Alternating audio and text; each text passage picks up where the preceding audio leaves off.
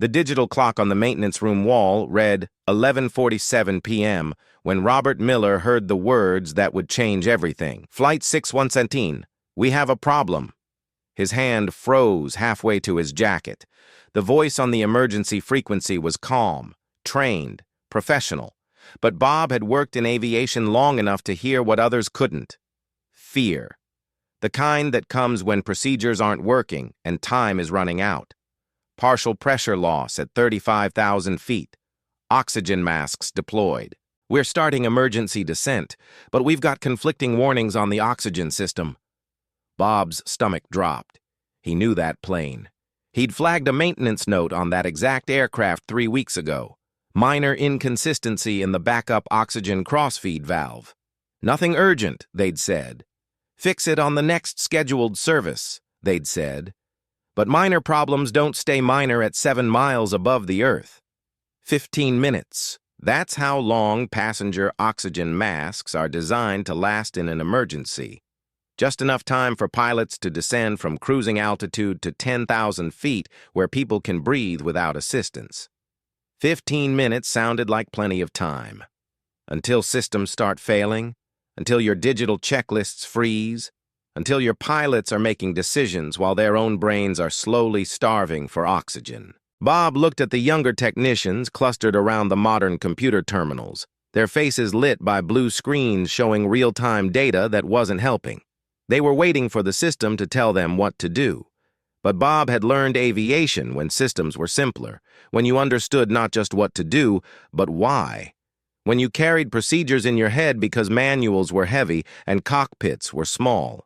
He reached for the radio handset. His supervisor shot him a warning look. Protocol said maintenance doesn't talk directly to flight crews during emergencies. Protocol said let the crisis team handle it. But protocol was written by people who'd never watched the clock count down while 120 lives hung in the balance. Bob pressed the button. Flight 617, this is Miller in maintenance. I think I know what's wrong, and I think I know how to fix it. Robert Miller was 58 years old and thoroughly invisible. Not literally, of course. He still showed up to work every night, still signed off on maintenance reports, still walked the same routes through the cavernous airline maintenance facility he'd walked for 33 years. But invisible in the way that matters in the modern world. Nobody asked his opinion anymore. Nobody checked if he agreed with the new computerized systems. Nobody seemed to remember that he'd been rebuilding aircraft while most of the current management was still in elementary school. They called him old school behind his back, sometimes to his face. It wasn't meant as a compliment. In an industry racing toward automation, artificial intelligence, and predictive analytics, Bob represented something uncomfortable: the past. He kept physical manuals when everyone else used tablets. He sketched diagrams on paper when everyone else had CAD software. He remembered serial numbers and service bulletins from planes that had been retired before the iPhone was invented. His colleagues tolerated him the way you tolerate outdated furniture, functional but embarrassing, kept around out of habit rather than necessity. The younger technicians would smile politely when he talked about hydraulic systems or fuel crossfeeds, then turn back to their screens, where algorithms told them what to think. Management had quietly moved him to the night shift 3 years ago. Fewer people around, less disruption to the modern workflow. But on November 16, 2024, at 11:47 p.m., all that changed. Because when Flight 6117 ran into trouble at 35,000 feet with 120 passengers and a failing oxygen system, all the computers in the world couldn't solve a problem that required someone to actually understand how planes breathe. Before we go further, if you appreciate stories about everyday heroes who nobody notices until the moment it matters most, hit that subscribe button. This is a story about why experience still matters. Why sometimes the oldest person in the room is the only one who can save the day. And why we should never be too quick to forget the people who built the systems we take for granted. Bob had been invisible for so long that he'd almost started to believe it himself. He arrived at the maintenance facility at 10 p.m. every Sunday through Thursday, parking his 15-year-old truck in the back corner of the lot where the overhead lights had been burned out for months. Nobody bothered fixing them. Nobody important worked the night shift anymore. The facility hummed with the peculiar quiet of a place built for hundreds, but staffed by dozens. During the day, this place roared, engines being tested, metal being shaped, voices shouting over machinery. But at night, it became a cathedral of shadows and distant echoes. Bob liked it this way. Fewer interruptions. Fewer people looking at him like he was a relic from a museum. His station was in the back corner of Hangar 3, surrounded by filing cabinets that still contained actual paper, maintenance manuals from aircraft that hadn't flown in 20 years, service bulletins printed on physical paper because that's how things were done before PDFs. His younger colleagues joked that Bob's corner looked like an archaeological dig. He'd stopped trying to explain that those old manuals contained knowledge that never made it into the digital databases. Knowledge that someone someday might desperately need. The night started like every other night. Bob made his coffee, black, strong enough to strip paint, and settled into his routine. Check overnight maintenance logs, review tomorrow's scheduled services, flag anything that looked suspicious. It was boring work, the kind that slowly erodes your sense of purpose, but Bob had learned long ago that boring work keeps planes in the sky. Excitement in aviation usually means something's gone wrong. At 11:15 p.m., he was reviewing a routine report on Flight 617, a 737 that had just completed its pre-flight check. Everything looked normal, fuel quantities good, hydraulics nominal, oxygen systems charged and ready. But something nagged at him. He pulled up the maintenance history and found his own note from 3 weeks earlier. Backup oxygen cross-feed valve shows 0.3-second delay in response time. Within tolerance, but recommend inspection at next service interval. That note had been reviewed, acknowledged, and scheduled for next month's maintenance window. Standard procedure. The delay was minimal, well within safe operating parameters. No reason to ground the aircraft, no reason to panic. But Bob had worked aviation long enough to know that systems don't fail suddenly. They degrade gradually, leaving breadcrumbs that nobody notices until it's too late. He almost flagged it again. Almost sent a message to dispatch suggesting they swap the aircraft. But that would have been the 5th time this month he'd raised concerns about minor anomalies, and he could already hear the response. Bob, the system says it's fine. We can't ground planes because you've got a feeling. So he closed the file and went back to his coffee, telling himself he was just being paranoid. 32 minutes later, Flight 617 took off on schedule, climbing into the cold November night with 120 passengers who were already thinking about business meetings and family reunions and everything except the complex ballet of systems keeping them alive at 35,000 feet. The pilots were experienced, professional, confident in their aircraft. The cabin crew moved through their safety demonstration while passengers scrolled through phones. Nobody was worried. Nobody had any reason to be. And in the back corner of Hangar 3, Bob was finishing his second cup of coffee when he heard the emergency frequency crackle to life. Flight 617, we have a problem. His hand froze halfway to his jacket. He recognized that call sign immediately. His eyes went to the maintenance file still open on his screen. The note about the oxygen valve, the 0.3-second delay. The recommendation that had been deferred because everything was within tolerance. He crossed the maintenance bay in 6 long strides, ignoring the confused looks from the few other technicians on duty. His heart was pounding in a way it hadn't in years, not since the last time he'd heard that particular tone in a pilot's voice.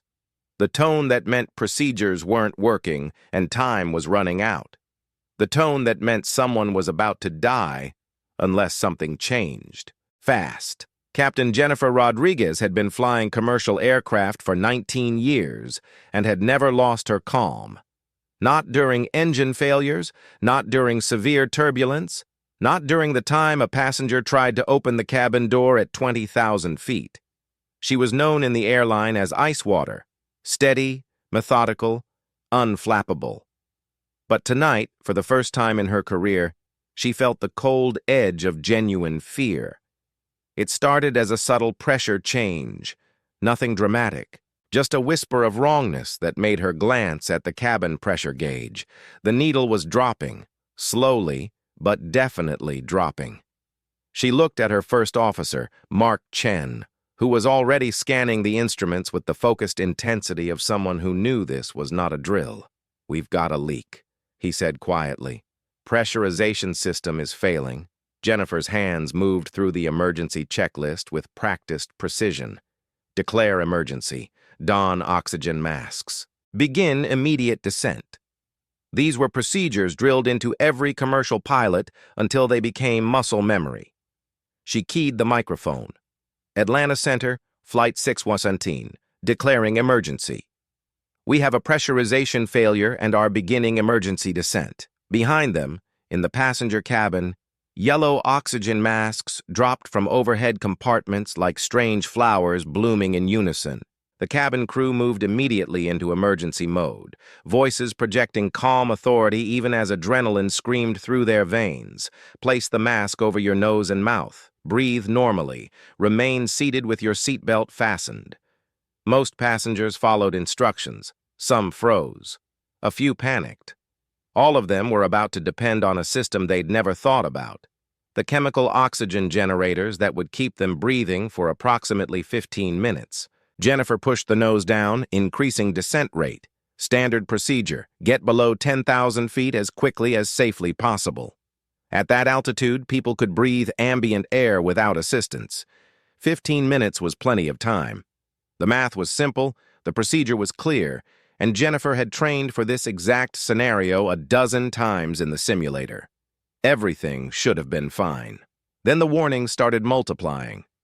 First, an amber caution light for the backup oxygen system. Then, conflicting readings on the oxygen pressure gauges.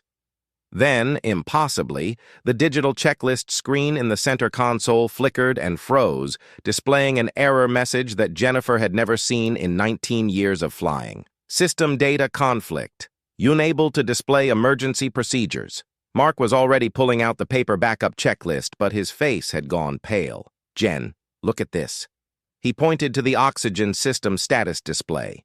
The backup crossfeed valve, the system that should automatically redirect oxygen if the primary system failed, was showing a fault. Not completely failed, but stuck partially open, bleeding precious oxygen into the wrong parts of the system. Their 15-minute safety margin was evaporating with every second. Jennifer felt the first edges of hypoxia creeping into her awareness. A subtle fuzziness in her thinking, a delay in processing information. She increased her own oxygen flow and tried to calculate how much time they actually had. The math wouldn't come together. Her brain felt like it was moving through water. "Center, Flight 617, she radioed, hearing her own voice sound distant and strange. "We have multiple oxygen system faults. The descent procedure isn't... We're not getting the flow rates we need." On the ground, in a dozen different rooms, people snapped to attention. Air traffic controllers began clearing airspace. Emergency response teams started moving toward the airport. The airline's crisis center activated. Computer systems began processing millions of data points, analyzing possibilities, calculating outcomes. But none of it was helping. The digital systems that were supposed to provide immediate answers were instead providing contradictory information. The sensors that should have pinpointed the problem were sending conflicting signals. 120 passengers sat in their seats, breathing through masks, trusting that someone knew how to fix this. Children clutched their parents. Business travelers gripped armrests. A woman in seat 23B quietly recorded a voice message to her daughter, just in case. And in the cockpit, two highly trained pilots stared at instruments that were supposed to tell them how to survive, but instead were telling them nothing useful at all. The clock was ticking. The oxygen was bleeding. And 7 miles below, Bob Miller was reaching for a radio handset, about to break every protocol in the book. The moment Bob picked up the maintenance frequency handset, 3 things happened simultaneously. First, his direct supervisor, Tom Prescott, shot up from his desk like Bob had just pulled a fire alarm. Second, every technician in the bay turned to stare. Third, Bob realized he was about to commit career suicide and found that he absolutely didn't care. "Miller, put that down," Tom said, his voice tight with the kind of fear that comes from 20 years of following rules. "You don't have authorization to communicate directly with a flight crew during an active emergency. Crisis protocols are clear." "To hell with protocols," Bob said, and keyed the microphone before Tom could reach him. "Flight 617, this is Miller, maintenance. Captain, I need you to listen very carefully. Your backup oxygen crossfeed valve is stuck. It's bleeding your reserves into the wrong distribution lines. Your digital systems can't see it because the sensors are reading valve position, not actual flow. But I've seen this exact failure before, and I know how to work around it." There was a long pause. Then Jennifer Rodriguez's voice came back, slightly slurred, the first sign of hypoxia affecting her speech. "Maintenance, say again. Who is this? My name is Robert Miller. I've been maintaining 737s since before you could drink legally, Captain. That valve problem? I flagged it 3 weeks ago. Command decided it was within tolerance. But at altitude, under thermal stress, tolerance doesn't mean safe. It means time bomb." Bob was aware of Tom standing behind him, practically vibrating with administrative panic. He didn't turn around. "Miller, step away from that radio right now," Tom hissed. "You're not qualified for crisis intervention. You're not trained on the current emergency protocols. You could cause a crash and put this entire company in legal." Bob finally turned to look at his supervisor. Tom Prescott was 42 years old, had an MBA from a respectable university, and had never personally maintained an aircraft in his life. He was excellent at scheduling, budgeting, and risk management. He was also currently prioritizing liability over lives. "Tom," Bob said quietly, "get out of my way or I swear to God I will knock you down." Something in Bob's voice must have registered, because Tom took a step back. But he pulled out his phone. "I'm calling regional management. This is a direct violation of emergency response protocols. You're done, Miller. You're finished." "Fine," Bob said, and turned back to the radio. On the emergency frequency, he could hear Jennifer Rodriguez trying to follow standard procedures, her voice getting thicker, her responses slower. Hypoxia was setting in. In the background, he could hear her first officer, Mark Chen, sounding even worse. They were running out of time, and the digital systems everyone trusted were actively making things worse by providing conflicting information. Bob grabbed a paper manual from his shelf. Physical Revision 7, published 2003, considered obsolete by current standards, and flipped to a diagram that had never been digitized because someone at headquarters decided old maintenance procedures weren't worth the scanning budget. "Captain Rodriguez, are you still with me? I need you to do something that's not in your current checklist." "Talk to me," Jennifer responded, and Bob heard the shift in her voice. She'd made the decision. She was going to trust him. Behind Bob, his phone started ringing. Tom's phone was ringing. The shift manager's phone was ringing. Regional management was calling. The crisis center was calling. Legal was probably getting ready to call. Somewhere in an office building, lawyers were already calculating damages. Insurance analysts were running liability scenarios. HR was preparing termination paperwork. The entire bureaucratic machinery of modern aviation was spinning up to protect the company from the consequences of Bob's decision to ignore protocol. Bob ignored all of it. He had a plane to save and maybe 12 minutes to do it. Everything else could wait. "Okay, Captain," he said, spreading the old manual in front of him like a prayer book. "Here's what we're going to do. And it's going to sound crazy, but you need to trust me. Because right now, I'm the only person in the world who knows how to keep your passengers breathing. The procedure Bob described wasn't elegant. It wasn't approved. It wasn't in any current manual or digital database. It was a hybrid workaround created from 3 decades of hands-on experience, half-remembered service bulletins, and the kind of deep mechanical intuition that comes from actually understanding how systems work rather than just following what computers tell you. "Captain, first thing, increase your own oxygen flow to maximum," Bob said. You're already hypoxic. I can hear it in your voice. You need your brain working at full capacity for the next 5 minutes. First officer, you two, don't try to conserve. You're no good to those passengers if you pass out. Jennifer Rodriguez's hands moved to the oxygen controls. The increased flow cleared her head almost immediately, bringing sharp clarity back to her thoughts. Done. What's next? Your backup crossfeed valve is stuck about 40% open.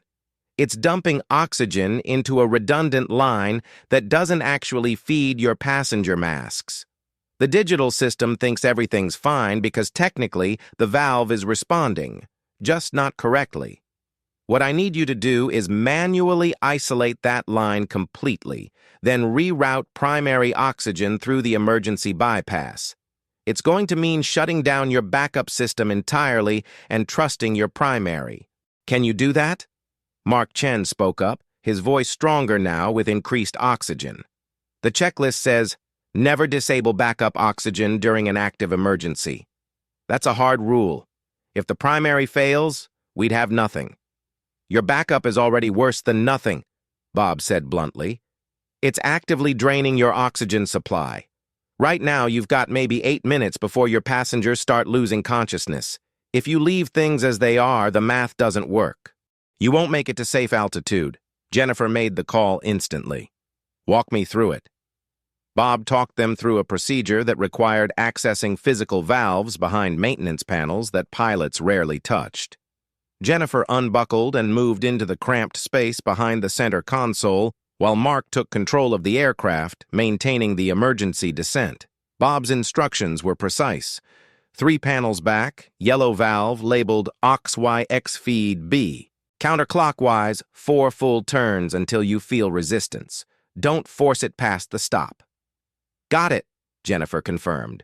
Valve is closed. What next? Now you're going to restart your primary oxygen system from scratch. This is going to sound insane, but you need to completely power down the oxygen computer, wait 10 seconds, then power it back up. It's going to force a full system reset. Your passengers' masks are going to stop flowing for about 15 seconds. They're going to panic. Bob waited while Jennifer briefed her cabin crew on the intercom. He could hear the tension in her voice as she explained that oxygen flow would stop briefly, that this was planned, that everyone needed to stay calm. In the passenger cabin, flight attendants moved through the aisles with forced confidence, preparing passengers for a terrifying 15 seconds where the masks that had been keeping them alive would suddenly stop working. We're ready, Jennifer said. Executing reset now. For 15 seconds, that felt like 15 hours. Bob heard nothing on the radio. He stared at the old manual in front of him, at the hand-drawn diagram of oxygen flow patterns, and prayed that his memory was correct, that the procedure he was recalling from a service bulletin published before smartphones existed would actually work on a plane that had been manufactured only 6 years ago, that some engineer hadn't quietly changed the system architecture in a way that would make this entire workaround deadly instead of helpful. The radio crackled. Systems restarting. Oxygen flowing. Pressure gauges are... Jesus, Bob, it's working. We've got stable flow. Passenger oxygen is back online, and the pressure readings just jumped to where they're supposed to be. Bob let out a breath he hadn't realized he'd been holding. Behind him, Tom Prescott was still on the phone with regional management, still reciting violations and protocols.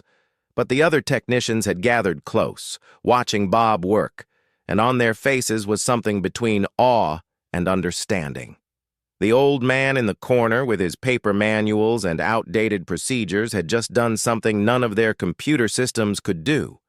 He'd saved a plane using knowledge that was supposed to be obsolete. Flight 6117 descended through 10,000 feet at 12:18 a.m., 31 minutes after the emergency began, and with approximately 90 seconds of oxygen remaining in the chemical generators. The passengers removed their masks in stunned silence, breathing the thin but adequate air of the lower altitude.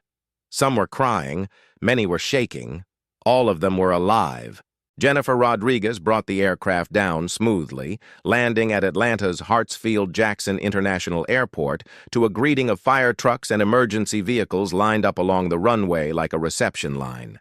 As the plane taxied to the gate, she keyed the radio one more time. "Maintenance. Bob, I don't know what to say. You saved 120 lives tonight. Thank you doesn't really cover it. Just doing my job, Captain," Bob said quietly. "Glad I could help. Get those people home safe." But doing his job, as it turned out, was about to become very complicated. By the time Flight 6117 reached the gate, the airline's public relations machine was already spinning. News crews were being contacted, official statements were being drafted, and in the carefully worded narrative being constructed by corporate communications, Bob Miller's name was nowhere to be found. The official story released to media at 3 a.m. described a successful emergency response coordinated by our trained crisis management team, utilizing advanced aviation safety systems to guide the flight crew through proper procedures. It mentioned the professionalism of Captain Rodriguez. It praised the airline's investment in modern technology. It highlighted the company's perfect safety record. What it didn't mention was a 58-year-old mechanic breaking protocol with a 20-year-old paper manual. Bob watched the news coverage from his corner of the maintenance bay at 6 a.m., having worked straight through the night writing incident reports that he knew nobody would read. He wasn't bitter. He'd been invisible for so long that being erased from the official story barely registered.